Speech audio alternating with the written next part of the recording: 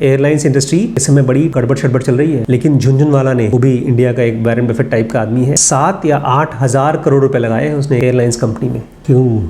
उनको कुछ पता है जो हमको नहीं पता, तो हमको वो पता होना चाहिए जो उनको पता है। क्या आपको ही पता है?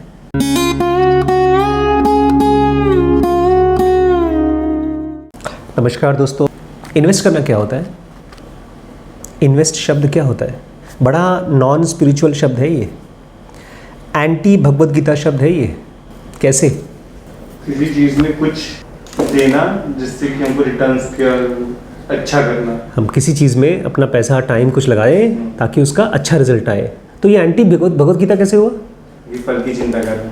फल की चिंता करना। Very good, very good. Krishna भगवान इस ज़माने में होते तो इन्वेस्टर होते? होते शायद। क्या उन्होंने हमारे ऊपर इन्वेस्ट नहीं किया है जब पूरी भगवत गीता अर्जुन को सुनाई है? बाद में लिखवाया भी होगा किसी से? नहीं लिखवाया होगा। लड़ाई के मैदान में तो उन्होंने गीता उनको समझा दी, पता नहीं तब समझाई कि कब समझाई, पूरी की पूरी इतनी मोटी गीता। खैर, कृष्ण भगवान क्या बोल रहे हैं वो तो हम लोग गीता में पढ़ेंगे। फिलहाल हम पढ़ते हैं इन्वेस्ट कैसे किया जाता है। तो कल हमने किस बंदे के बारे में सुना था?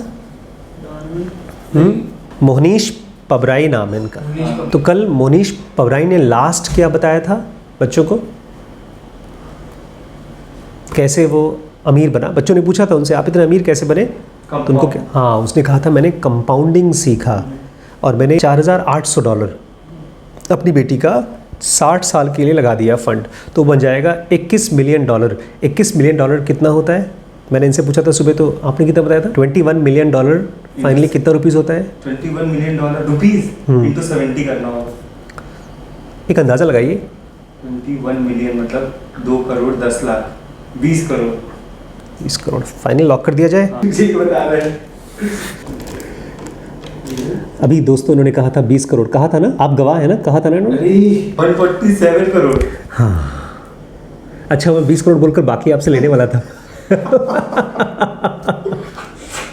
क्या सही में ऐसे पॉसिबल है? कोई आदमी 4,000 रुपए दे करके 21 लाख 2 करोड़ रुपए ले ले, $4,000 दे करके 21 मिलियन ले ले। मेरे पिताजी के साथ नहीं हो पाया। मेरे पिताजी पढ़ने लिखने में बहुत एक्सपर्ट थे, लेकिन आज उनका पोर्टफोलियो मेरे ख्याल से एक टाइम पर, आज से 20 नहीं सॉरी, लास्ट मैंने जब बात की थी, उन्होंने जो शेयर अपने पास रखा था उन्होंने बताया था मेरा पोर्टफोलियो, उसको बोलते हैं पोर्टफोलियो। जब आप किसी स्टॉक में अपना पैसा लगाते हैं उसको बोलते हैं पोर्टफोलियो। बताया था उन्होंने करीब 20 लाख का पोर्टफोलियो है मेरा। अब ख़त्म, बोलते अब तो कुछ बचा ही नहीं। होगा 2-4-5 लाख का होगा। अक्सर बातें कहते हैं वो कि यार इसमें पैसा लगाया होता, इतने समय तक रखा होता। मैं ये सोचता रहता था अक्सर कि क्यों नहीं लगाया उन्होंने। जब हमको किसी अपॉर्चुनिटी के बारे में पता होता है तो हम अपने आप को उस अपॉर्चुनिटी को गिवन क्यों नहीं करते हैं?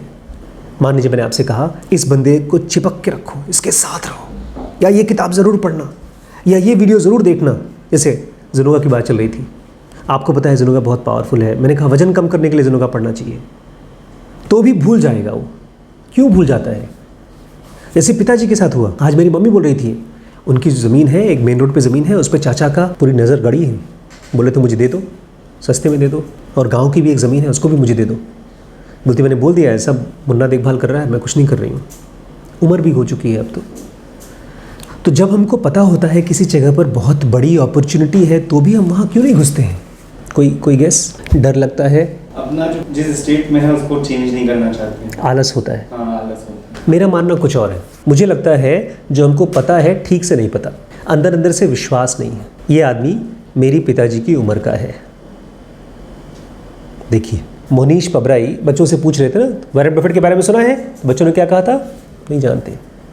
इन्होंने भी वॉरेन बफेट के बारे में नहीं सुना था। जैसे आपका और आपका घर है, आप तो थोड़ा बहुत जानते भी होंगे, आपके घर में जैसे है ऐसे इनका भी घर था। इन्वेस्टिंग के बारे में कुछ नहीं जानते थे, और ना ही तो ये वॉल स्ट्रीट के बारे में जानते थे, ना ही तो हाई फाइनेंस, बड़े बड़े अमाउंट का जो फाइनेंस होता है उसके बारे में कुछ नहीं जानते थे। मेरे पिताजी पैदा हुए हैं 1952 में, ये पैदा हुए थे 1964 में, उनसे 12 साल बाद।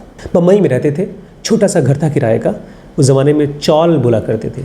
चाल मतलब छोटे छोटे कमरे होते थे। मेरे मौसा और मेरी बुआ चाल में रहते थे। एक ही कमरा, ऊपर छज्जा होता था, नीचे एक कपल्स होता था, ऊपर बच्चे सोते थे, ऐसे चलता था। उसी में किचन भी होता था। बाद में लोग दिल्ली शिफ्ट कर गए और बाद में दुबई शिफ्ट कर गए। इनकी पूरी फैमिली, इनकी फैमिली बड़ी इंटरेस्टिंग थी। अजीबोगरीब टाइप के लोग थे उसमें। इनके ग्रैंडफादर दादाजी बहुत फेमस जादूगर थे, उनका नाम था गोगिया पाशा। और वो पूरी दुनिया में टूर करते थे मिस्टीरियस इजिप्शियन बन के। बचपन में मोनीश पबराई उनके साथ स्टेज पर जाया करते थे। इनका काम क्या था? स्टेज पर अंडा लेकर के जैसे खड़ा कर देते हैं ऐसे ही अंडा पकड़ के खड़े रहना। और उनके पिताजी, उनका नाम था ओम पबराई, वो बहुत ही स्पेशलिस्ट थे कंपनीज बनाने के लिए, ऐसी कंपनीज जो फाइनली बैंकरप्ट हो जाया करती थी। ये हुनर तो ऑलमोस्ट सबके पास है, बनाना नहीं जानते बट बिगाड़ने वाली कंपनी तो सभी जानते हैं। क्या क्या काम किया था इनके पिताजी ने? एक ज्वेलरी फैक्ट्री बनाई थी, एक रेडियो स्टेशन बनाया था और लोगों को मेल द्वारा चिट्ठी लिखी और हम आपको मैजिक किट्स भेजेंगे, बहुत लोगों को बेचा। जैसे मोनीश पबराई हैं ऐसे ये भी एकदम ऑप्टिमिस्ट थे। ऑप्टिमिस्ट समझते हैं क्या होता है? कुछ भी हो जाए ठीक कर लेंगे। अब दो चीज़ें मैं आपको बताने वाला हूँ जो मेरे पिताजी को पता है, अब मुझे पता है, अब आपको भी पता चल जाएगा। लेकिन तब तक मत बोलिएगा पता चल जाएगा जब तक आप उसको देख नहीं पाते। दो शब्द, ओम पबराई मतलब मोनीश पबराई के पिताजी के बिजनेस की दो क्वालिटीज़ थी, under capitalised, over leveraged. Business के बहुत भारी भरकम शब्द हैं, अंडर कैपिटलाइज्ड और ओवर लिवरेज्ड। कुछ idea? Under capitalised and over leveraged. Over leverage मतलब होता है कि ज़्यादा ही आरामदायक, चलिए। और अंडर कैपिटलिस्ट होगा वैल्यू कम है, उधार ज़्यादा है। अंडर कैपिटलाइज मतलब शायद अंडर कैपिटलाइज ओवर लेवरेज का मतलब ये वैल्यू कम उधार ज़्यादा। स्कूल की यही क्वालिटी होती पता है, बच्चों को चाहे पता हो चाहे ना पता हो, कॉन्फिडेंस जरूर भर देती है कि हाँ ट्राई करो बेटा। ट्राई करने में क्या जाता है? ज़िंदगी में नहीं करते हम ट्राई। जो चीज़ पता है उसको ट्राई करेंगे, जो नहीं पता भैया उससे बच के रहो। लेकिन स्कूल में तो कोई दिक्कत ही नहीं, मार्क्स मिलेंगे। पब्लिक में स्टेज पर बोलना हो तो जाएंगे बोलने के लिए। इसमें से मुझे अंडर कैपिटलाइज्ड का मतलब पता था इसलिए मैंने खोजा नहीं, लेकिन ओवर लिवरेज्ड का मतलब बिल्कुल नहीं पता था और मैंने गेस करने की कोशिश भी नहीं की। अंडर कैपिटलाइज्ड मतलब जिसमें कैपिटल बहुत नहीं आता, जिसमें पूंजी लगाने वाले लोग नहीं मिलते। कुछ ऐसे बिजनेस हैं जिसमें आप लोगों से कहेंगे पैसा लगाओ, लोग नहीं लगाएंगे। आप अगर बोलते हैं मुझे गौशाला खोलनी है या तबेला खोलना है, बड़े बड़े इन्वेस्टर्स पैसा नहीं लगाएंगे उसमें, क्योंकि आप उसको क्या नहीं कर सकते? नहीं, स्केल नहीं कर सकते। स्केल समझते हैं? ये तीसरा शब्द है, क्या है स्केल? बड़ा नहीं कर सकते। हाँ, क्यों नहीं बड़ा कर सकते? आज आपके पास एक भैंस है, 100 भैंस, 10,000 भैंस, क्या दिक्कत है? आपको पता है कि फिजिकल प्रोडक्ट्स को क्रिएट करना, उनको मैनेज करके रख पाना, भैंस तो मरते भी हैं तो उसमें वेस्टेज ज़्यादा होता है। तो ऐसे बिजनेसेस को कैपिटल नहीं मिलता, पूंजी नहीं मिलती। और दूसरा शब्द है ओवर लिवरेज्ड। वो क्या होगा? मस्त वर्ड है ये। हमारा बिजनेस ओवर लिवरेज्ड है, पैसा बहुत खाता है, खर्चा बहुत। लोग उसका फ़ायदा बहुत उठाते हैं, खर्चा बहुत खाता है।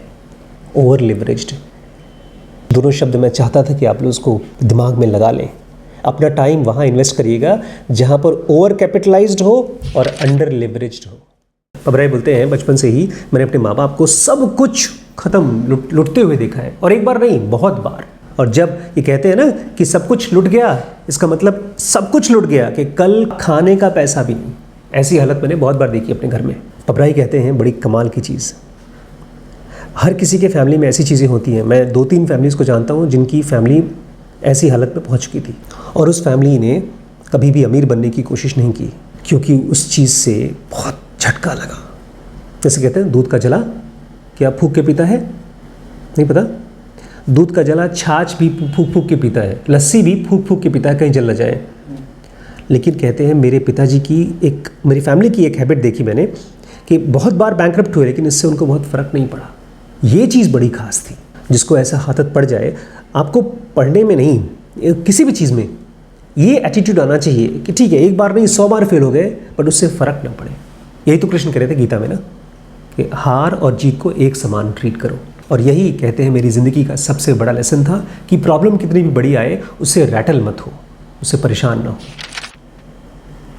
एयरलाइंस इंडस्ट्री इस समय बड़ी गड़बड़ शड़बड़ चल रही है, लेकिन झुनझुनवाला ने, वो भी इंडिया का एक वॉरेन बफेट टाइप का आदमी है, पता नहीं 7 या 8 हज़ार करोड़ रुपए लगाए हैं उसने एक एयरलाइंस कंपनी में। क्यों? मार्केट बढ़ने वाला है। उनको कुछ पता है जो हमको नहीं पता, तो हमको पता होना चाहिए जो उनको पता है। क्या आपको ही पता है?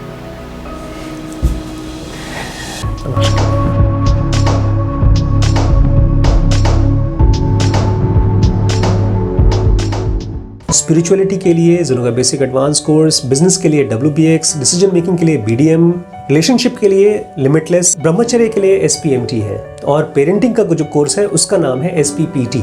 ये सारे कोर्सेज एक साथ ज्वाइन करते हैं तो आपको हेवी डिस्काउंट मिलता है। Thank you so much.